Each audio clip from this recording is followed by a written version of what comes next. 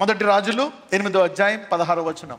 నేను ఇశ్రాయేలీయులకు నా జనులను ఐగుప్తులో నుండి రప్పించిన నాటి నుండి నా నామము దాని అందుండునట్లుగా ఇశ్రాయేలీయుల గోత్రస్థానములలో ఏ పట్టణములోనైనను మందిరమును కట్టించుటకు నేను కోరలేదు. కానీ ఇశ్రాయేలీయులకు నా జనుల మీద దావీదును ఉంచుటకు నేను కోరుకొని ఉన్నానని ఆయన సెలవిచ్చెను.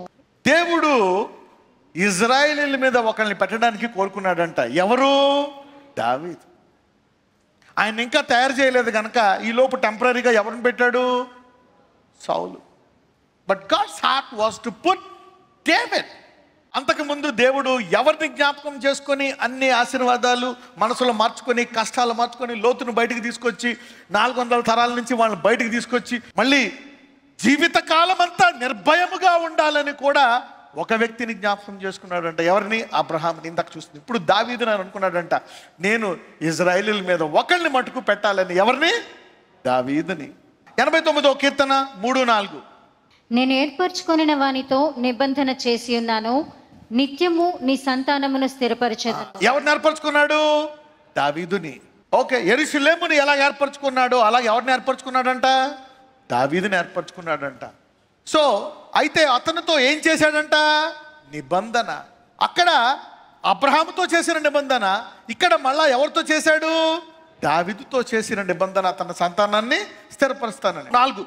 నిత్యము నీ సంతానమును స్థిరపరచెదను, తరతరములకు నీ సింహాసనమును స్థాపించెదను అని చెప్పి నా సేవకుడైన దావీదుతో ప్రమాణము చేసి ఉన్నాను. ఇక్కడ దావీదుతో ఏం చేశాడంట? ప్రమాణం. అక్కడ అబ్రహాంతో కూడా ప్రమాణము చేశాడంట.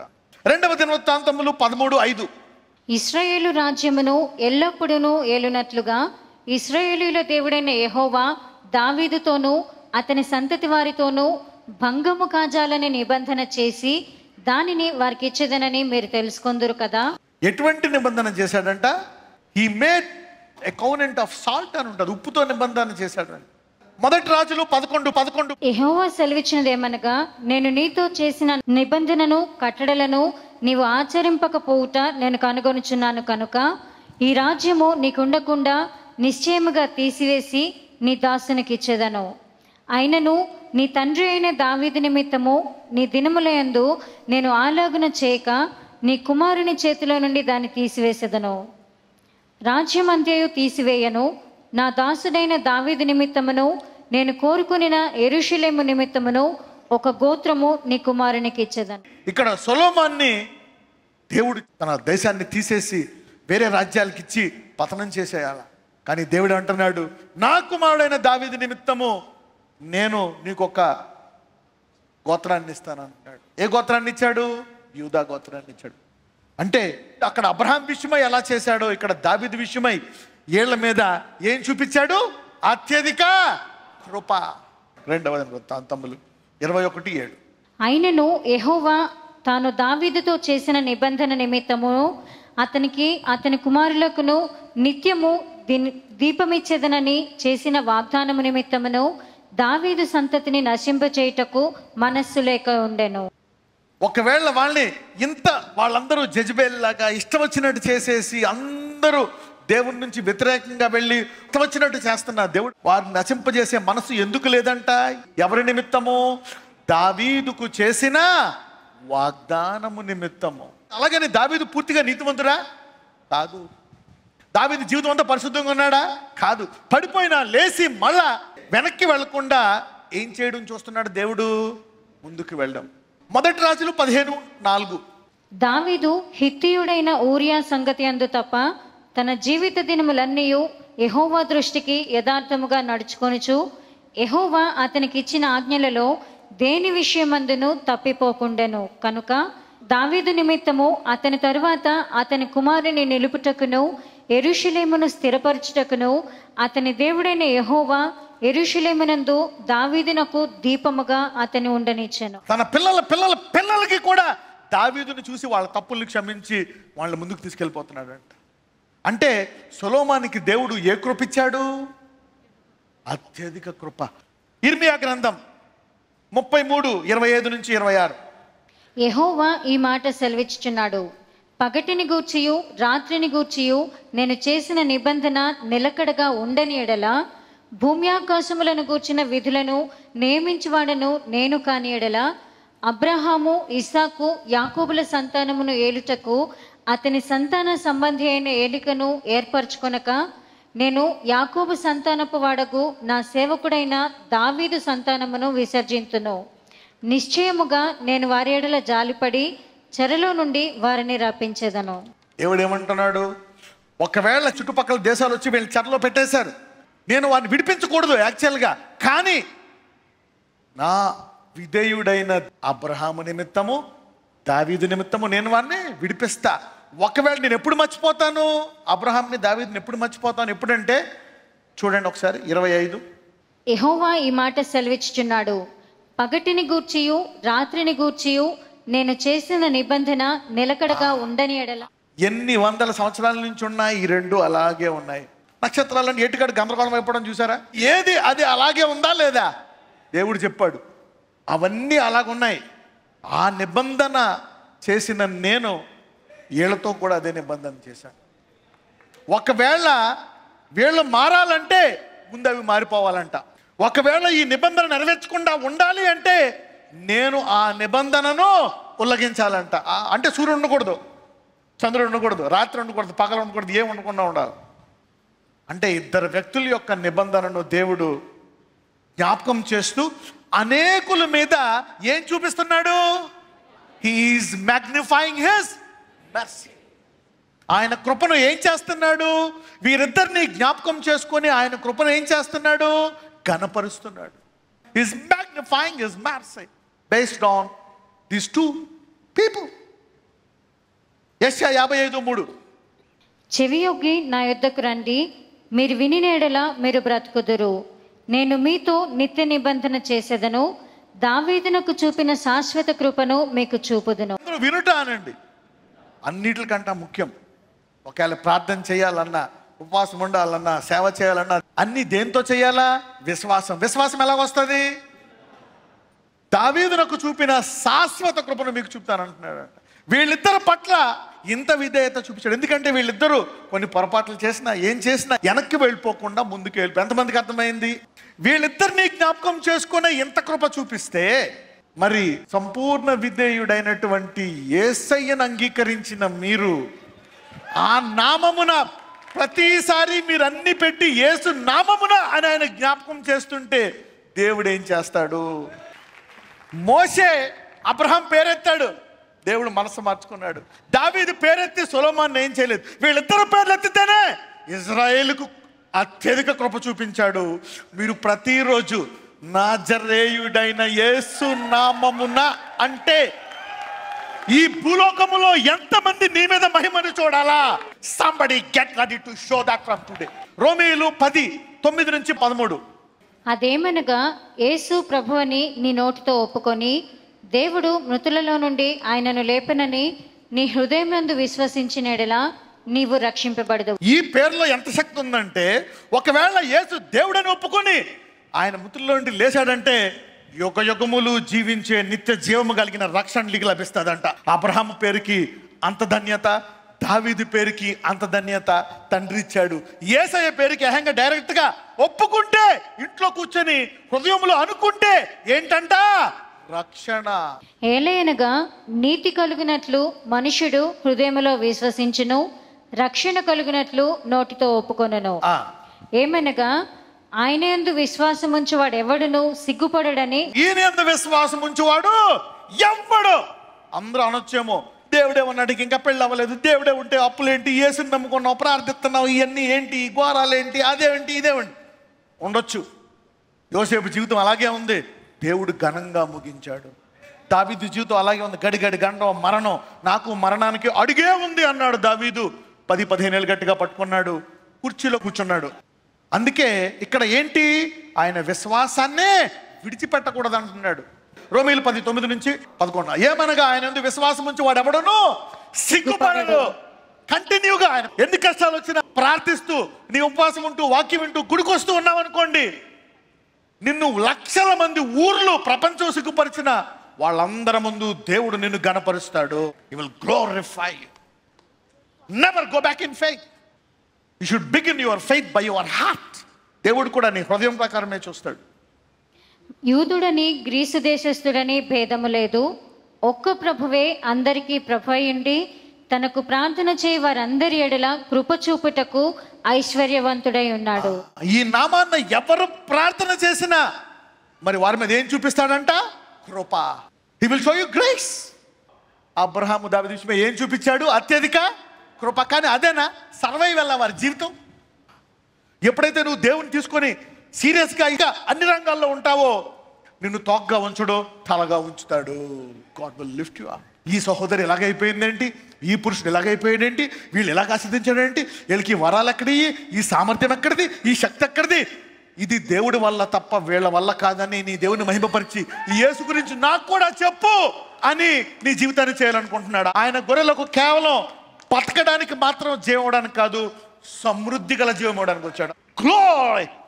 నిన్ను చూసి ఆశ్చర్యపోవాలా.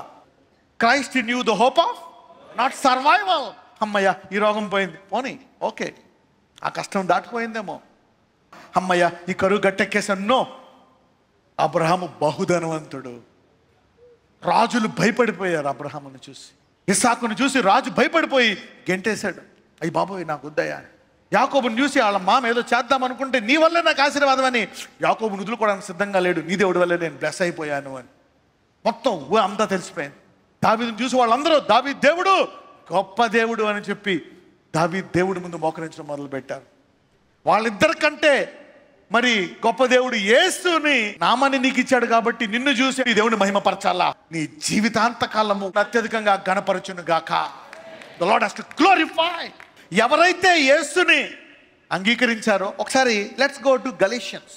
గలతీయులకు రాసిన పత్రిక 3:27. క్రీస్తులోనికి బాప్తిస్మం పొందిన మీరందరూ క్రీస్తును ధరించుకొని ఉన్నారు. వీళ్ళందరూ ఎవరి సంతానం అంట? అబ్రహాము సంతానం. ఈ ఇజ్రాయేల్ అందరూ కూడా ఎవరి ప్రజలంట? దావీదు ప్రజలు. ఇప్పుడు ఎవరైతే బాప్తిజం పొందారో వాళ్ళు ఎవరిని ధరించుకున్నారంట? అబ్రహాము ప్రజలంత గొప్పోళ్ళు అయితే, దావీదు సొలొమోను బిడ్డలంత గొప్పోళ్ళు అయితే, యేసుక్రీస్తు ప్రజలు ధరించుకున్న వాళ్ళు ఎంత గొప్పోళ్ళు అవ్వాలి? రోమీయులు 10:13. ఎందుకనగా ప్రభువు నామమును బట్టి ప్రార్థన చేయి వాడెవడో వాడు రక్షింపబడును. ఈ పేరు గమని ఎవరు ప్రార్థించినా రక్షింపబడతారంట. రైట్. యోహాను 14:12-14. నేను తండ్రి యొద్దకు వెళ్ళుచున్నాను గనుక నేను చేయ క్రియలు నా యందు విశ్వాసముంచువాడును చేయును, వాటికంటే మరి గొప్పవియు అతడు చేయునని మీతో నిశ్చయముగా చెప్పుచున్నాను. మీరు నా నామమున దేనిని అడుగుదురో తండ్రి కుమారుని యందు మహిమపరచబడటకై దానిని చేతును. ఏమంటాడు? కొత్త అబ్రహాం విషయమై అలా చేశాను, దావీదు విషయమై అలా చేశాను, సొలొమోనుకి గొప్ప పేరు ఇచ్చాను, ఇప్పుడు నా మహిమార్థం రావాలంటే ఈ యుగంలో నా నామమున ఏం అడుగుతారో అడగండి ఇస్తానంటున్నాడు దేవుడు. అంటే దావీదు గణపరిచాడు, అబ్రహాము గణపరిచాడు, కడవరి సంఘం ఇంకా గణపరచలే. అబ్రహాం విషయమై ఘనత వచ్చిందా? వచ్చింది. ఫరో అంతా మునిగిపోయారు, అందరూ గజగజ ఉడికిపోయి 7 దేశాల వాళ్ళు భయపడిపోయారు. జెరికో రాజు మొత్తం వేసేసుకున్నాడు తలుపులన్నీ, అయినా గోడలు పడేశాడు. సొలొమోను చూసి సేమదేశపు రాణి మొత్తం అందరూ చూశారు. అటు దావీదు పేరు చెప్పి తన ప్రజలను దేవుడు గణపరిచాడు, అబ్రహాము పేరు చెప్పి తన ప్రజలను గణపరిచాడు. మరి యేసు పేరన ఆయన సంఘాన్ని గణపరిచే తీసుకెళ్తాడు. God will. The bride will be caught up after blowing a victory trump, not a runaway bride. ఆయన గొర్రెలకు జీవం ఇవ్వడానికి వచ్చాడు. ఏ జీవం ఇవ్వడానికి వచ్చాడు? లోతును ఎందుకు తీసుకెళ్ళలేదు? లోతు ఎందుకు కాపాడబడలేదు పూర్తిగా?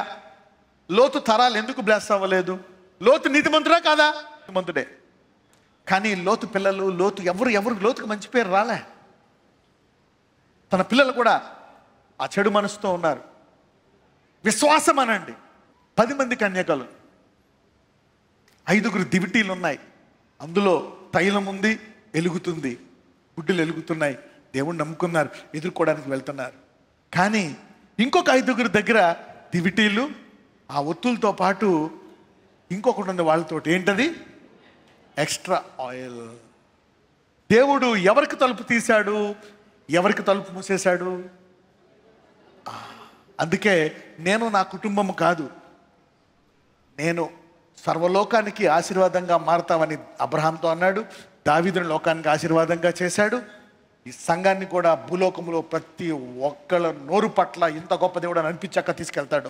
అంటే ఈ దేవుడు నామాన్ని ఎంతమందికి నువ్వు గణపరిచావు అనే దాన్ని చూసి వాళ్ళకి దేవుడు తలుపు తెరుస్తాడు. ఎంతమందిని గణపరిచావు, ఎంత ఎక్స్ట్రా ఆయిల్ నీకుందే అనే దాన్ని బట్టి నువ్వు మెజర్ చేసుకో. నా కొరకు, నా కుటుంబం కొరకు, మా ద్వారా 1,00,000 మంది పోషింపబడాలా, ఆశీర్వదించబడాలా, అద్భుతాలు చేయాలా, 1,00,000 మంది ప్రపంచానికి వెళ్ళాలా అనే సాక్షి కలిగిన వాళ్ళకి దేవుడు ద్వారం తెరుస్తాడు.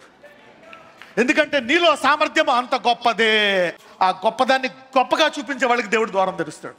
అబ్రహాం పేరుకి అంత ఘనత, దావీదు పేరుకి అంత ఘనత. అంటే దీన్ని ఎంతమంది క్లెయిమ్ చేద్దాం అనుకుంటున్నారో? ఆత్మలోకములో ఈ మాటలకి ఎంత విలువ ఉంటాయి, మన మాటలకి దేవుడు, పరలోకం, దూతలు ఎంత విలువిస్తాయో చూడండి. యేసు నామము ధరించుకున్న నీవు ఎంత గొప్పడువో. ఈ రోజు నుంచి నీలో అత్యధిక మహిమ బయటకు వచ్చును గాక. Don't be satisfied with that survival mentality. Somebody is taking over from today. 16వ అధ్యాయం యోహాను 23-24. ఆ దినమున మీరు దేని గూర్చియు నన్ను అడుగరు. మీరు తండ్రిని నా పేరట ఏమి అడిగినను ఆయన మీకు అనుగ్రహించునని మీతో నిశ్చయముగా చెప్పుచున్నాను. యేసు ప్రభువారు ఎంత గొప్పవాడా, తండ్రి ఎంత గొప్పవాడా, పరిశుద్ధాత్ముడు ఎంత గొప్పవాడా అని ఆ పేరు విషయమై అడగండి, దేవుడు ఇవ్వడానికి రెడీగా ఉన్నాడు. God is jealous to glorify his name through you. ఫిలిప్పీలు 2:9. Abraham పేరు, దావీదు పేరు. ఈయన పేరు ఏంటో చూద్దాం. అందుచేతను పరలోకమందున్న వారిలో కానీ, భూమి మీద ఉన్న వారిలో కానీ, భూమి క్రింద ఉన్న వారిలో కానీ ప్రతి వాని మోకాలును యేసు నామమున వంగునట్లును, ప్రతి వాని నాలుకయు తండ్రి అయిన దేవుని మహిమార్థమై యేసుక్రీస్తు ప్రభువని ఒప్పుకొనున్నట్లును దేవుడు ఆయనను అధికముగా హెచ్చించి ప్రతి నామమునకు పైనామమును ఆయనకు అనుగ్రహించెను. ఇప్పుడు నువ్వు ధరించుకుంది ఏ నామం? అన్ని నామముల కంటే గంటలు, రోజులు, సంవత్సరాల్లో నువ్వు పైకి వెళ్ళిపోవాల్సిందే. నువ్వు అన్ని రంగాలు ఆశీర్వదపడాల్సిందే. ఈ రోజు మిమ్మల్ని స్వతంత్రులుగా చేసి దేవుడు మిమ్మల్ని హెచ్చించును గాక. ఈ దేవుడిని అంగీకరిస్తే ఏం చేస్తాడనే మనస్సు లేకపోతే ఆగిపోతావు అలాగ. అందుకే నువ్వేం వింటున్నావో జాగ్రత్తగా చూసుకో. Be careful of what you are hearing from. You expect according to what you hear. No ordinary life. ఈ రోజు నుంచి వాక్యం వింటున్న వారు ఎవరు సామాన్యముగా జీవించరు. అన్ని నామముల కంటే పైనామం ఇచ్చాడంట. ఇప్పుడు మనం అబ్రహాం పేరు కాదు, దావీదు పేరు కాదు, ఎవరి పేరుని ధరించుకున్నాము? Somebody is being glorified today. మత్తయి సువార్త 18:19-20. మరియు మీలో ఇద్దరు తాము వేడుకొను దేనిని గూర్చి అయినను భూమి మీద ఏకీభవించినడలా అది పరలోకమందున్న నా తండ్రి వలన వారికి దొరుకునని మీతో చెప్పుచున్నాను. ఏలయనగా 2-3 నా నామమున ఎక్కడ కూడి ఉందురో అక్కడ నేను వారి మధ్యన ఉందునని చెప్పాను. ఈ పేరు అబ్రహాం పేరు వేరు, దానికి ఘనత ఉంది. దావీదు పేరు చెప్తే తండ్రి కదులుతాడు. కానీ ఈ కుమారుడి పేరున ఇద్దరు ఏకీపించారా, నేను అక్కడికి వచ్చేసి మొత్తం పరిస్థితి మార్చేస్తానంటున్నాడు దేవుడు. అందరూ చెప్పండి, ఈ రోజు నుంచి నేను కనుచూపుతో ముందుకెళ్ళను, విశ్వాసముతో ముందుకెళ్తాను. Go by faith, go by faith. రోమీయులు 8:1, రోమన్స్ 8:1. కాబట్టి ఇప్పుడు క్రీస్తు యేసునందున్న వారికి ఏ శిక్షా విధి లేదు. అసలు ఆయన ఆత్మ పొందుకొని ఆత్మానుసారంగా నడుచుకుంటాను, నా ప్రార్థన అంచెలంచెలుగా ఎదుగుతాను, ఆత్మతో ఆయన స్వరూపంలోకి మారతానని యాత్రలో నువ్వు కొనసాగుతున్న వాళ్ళకి ఏ శిక్షా విధి ఉండదంట. అంటే సైతానుడికి నీ మీద అధికారమో లేదు. He cannot steal, kill or destroy if you are in the journey of the holy spirit. ఈ పేరులో అంత గొప్ప ఆధిక్యత ఉంది. ఒకటే ఉండాలా, ఈ నామాన్ని ధరించుకున్నాను. Go ahead. ఎవరికైతే ఈ రోజు నుంచి ఆయన నామాన్ని ధరించుకున్నాననే మనసాక్షి ఉంటుందో నీ టైం స్టార్ట్ అవుతుంది. ఈ రోజు నుంచి నేను ఈ దేవుడిని ప్రతిరోజు ప్రార్థిస్తా, ఈ దేవుడిని నేను ఆరాధిస్తా అని నువ్వు గట్టిగా పట్టుకుందా, దేవుడు నీ మీద కేంద్రీకరిస్తాడంట. ప్రతిసారి ఆ పేరు పెట్టి నువ్వు ప్రార్థిస్తున్నప్పుడు పరలోకంలో ఏదో జరుగుతుంది, ఏదేదో ఆశీర్వాదాలు వచ్చి పడతా ఉంటాయి నీ మీద. అపోస్తుల కార్యములు 2:38. పేతురు, మీరు మారు మనసు పొంది పాపక్షమాపణ నిమిత్తము ప్రతివాడు యేసుక్రీస్తు నామమున బాప్తిస్మం పొందుడి, అప్పుడు మీరు పరిశుద్ధాత్మను వరమును పొందుదురు. యేసుని గనక నువ్వు నమ్మితే నీలోకి ఎవరు వస్తారంట? పరిశుద్ధాత్ముడు, త్రియేక దేవుడు వచ్చి నీలో జీవిస్తాడంట. దావీదును బట్టి ఒక ఆశీర్వాదం, అబ్రహాముని బట్టి ఒక ఆశీర్వాదం, యేసయ్యను బట్టి పరిశుద్ధాత్ముడే వచ్చి నీలో ఉంటాడంటావు. అంటే నువ్వు ఆయనకి సమయం ఇస్తే దేవుడు నిన్ను ఎంత గొప్పగా ఆశీర్వదిస్తాడో చూడండి. యోహాను 14:26. ఆదరణకర్త అనగా తండ్రి నా నామమున పంపబోవు పరిశుద్ధాత్మ సమస్తమును మీకు బోధించి నేను మీతో చెప్పిన సంగతులన్నీ మీకు జ్ఞాపకం. శిష్యులకి ఏం చేశాడంట? మీరు ఇప్పుడు నన్ను తిరస్కరించారు, కానీ నా పేరున ఇప్పుడు మీకు ఒకళ్ళు వస్తారు, మీరు పైనుండి గదిలో ప్రార్థించండి, ఆ పరిశుద్ధాత్ముడు వచ్చినప్పుడు మీకు అన్ని జ్ఞాపకం చేస్తాడు, అప్పుడు మీరు లోకానికి భయపడి దాక్కోరు, నన్ను తిరస్కరించరు, ఆ లోకాన్ని తలకిందులు చేస్తారంట. The holy spirit will remind you. అందరూ చెప్పండి, యేసయ్య నీ పరిశుద్ధాత్మ బోధనలు ఆలకిస్తాను నేను. Listen, he will remind you. అందరూ అనుకున్నారు అయిపోయిందని. ఈ పరిశుద్ధాత్ముడు మీ జీవితంలో మళ్ళా గొప్ప విషయాలు ఆరంభించును గాక. The lord will begin and do amazing things. యోహాను 3:16. దేవుడు లోకమును ఎంతో ప్రేమించెను, కాగా ఆయన తన అద్వితీయ కుమారునిగా పుట్టినవాని యందు విశ్వాసముంచు ప్రతివాడును నశింపక నిత్య జీవము పొందినట్లు ఆయనను అనుగ్రహించెను. ఈ భూమి మీద కాదంట, ఆ తర్వాత యుగ యుగములు ఇక్కడ కళ్ళు మూసిన తర్వాత అక్కడ కళ్ళు తెరిచి ఎప్పుడు ఆయన దగ్గరే ఉండేటట్టు కృపిస్తున్నాడంట. You see that? ఇంత గొప్ప నామాన్ని పెట్టుకొని నేను ఎందుకు ఇలాగున్నాను? No ordinary life. అబ్రహాం విషయమై ఇంత గొప్ప కార్యాలు చేసిన దేవుడు, దావీదు విషయమై ఇంత గొప్ప కార్యాలు చేసిన దేవుడు, ఈ గొప్ప దేవుని నామాన్ని ధరించుకున్న నా జీవితం ఆశీర్వదించబడాలా. My name. ఇప్పుడు అబ్రహాము పేరుతోటి దేవుడు లోతుని అన్నట్లుంచి లాక్కొచ్చేశాడు, మరణంలోంచి, అవిధేయతలోంచి. దావీదును చూసి ఇజ్రాయెల్ కష్టాల నుంచి లాక్కొచ్చేశాడు. ఈరోజు ఎవరెవరికైతే చెప్పుకునే కష్టాలు ఉన్నాయో, మరణకరమైన వ్యాధులు ఉన్నాయో, వాటన్నిటి నుంచి దేవుడు అత్యధిక కృప చూపించి మిమ్మల్ని లాగివేయను గాక అందులోంచి. God is going to lift you up. నువ్వు దేని విషయమై బాధపడుతున్నావు? అప్పుల్లో కూరుకుపోయావా? మందులు తీసుకొని మందుల్లో కూరుకుపోయావా? మరణకరమైన కష్టాలు, ఇక జీవితంలో ఈ అవమానంలో కూరుకుపోయావా? ఈరోజు అందులోంచి దేవుడు నిన్ను పూర్తిగా తీసివేస్తున్నాడు. God is going to bring you out. ఎంతమంది ఆ మరణకరమైన రోగాల నుంచి, ఆ వ్యాధుల నుంచి, ఆ బాధల నుంచి, అవమానం నుంచి, ఆర్థిక సమస్యల నుంచి బయటికి రావాలని చూస్తున్నారు. God is planning to do this now. వీళ్ళిద్దరు పేర్లు ఎత్తితేనే ఇజ్రాయేలుకు అత్యధిక కృప చూపించాడు. మీరు ప్రతిరోజు నాజరేయుడైన యేసు నామమున అంటే ఈ భూలోకములో ఎంతమంది నీ మీద మహిమను చూడాలా? Somebody get ready to show that from today. ఈ రోజు నుంచి నీలో అత్యధిక మహిమ బయటకు వచ్చిన గాక. No ordinary life. ఈ రోజు నుంచి వాక్యం వెంటనే వారెవరు సామాన్యముగా జీవించరు. Somebody is being glorified today. ఈరోజు ఎవరెవరికైతే చెప్పుకునే కష్టాలు ఉన్నాయో, మరణకరమైన వ్యాధులు ఉన్నాయో, వాటన్నిటి నుంచి దేవుడు అత్యధిక కృప చూపించి మిమ్మల్ని లాగివేయను గాక అందులోంచి.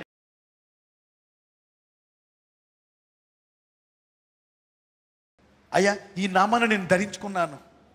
అబ్రహాము కంటే గొప్పోడు నాలో ఉన్నాడు. ఇప్పుడు ఇస్సాకు కంటే గొప్పోడు, యాకోబు కంటే గొప్పోడు, దావీదు కంటే గొప్పోడు. నేను సాధారణంగా జీవించకూడదు. నన్ను ఆశీర్వదించు. నేను ప్రార్థించగా నా జీవితాన్ని అనేకులు చూసి నిన్ను అంగీకరించి ఇంత గొప్ప దేవుడా అనే రీతిగా నా జీవితాన్ని మార్చు. ఈ నామాన్ని ధరించుకున్నాము, ఈ నామానికి తగినట్టు జీవించే కృప దయచేయండి. ఆ పరిశుద్ధత నాకు దయచేయండి, ఆ నీతి నాకు దయచేయండి, ఆ విశ్వాసము నాకు దయచేయండి, ఆ సామర్థ్యాన్ని నాకు దయచేయండి. ఇదిగో ఎలాగైతే నువ్వు అబ్రహాం విషయమై అధిక కృప చూపించావో, దావీదు విషయం అధిక కృప చూపించావో, నీ కుమారుడి విషయమై అధిక కృప చూపించి నన్ను కాపాడు. నన్ను ఆ గండాల నుంచి విడిపించు, ఆ రోగాల నుంచి విడిపించు, అప్పుల నుంచి విడిపించు, బలహీనతలను విడిపించు, ఈ శోధనల నుంచి విడిపించు నాయన. Set me free. Glorify your name through me. నాజరేయుడైన యేసు నామమున ప్రార్థిస్తున్నాము తండ్రి. ఆమేన్.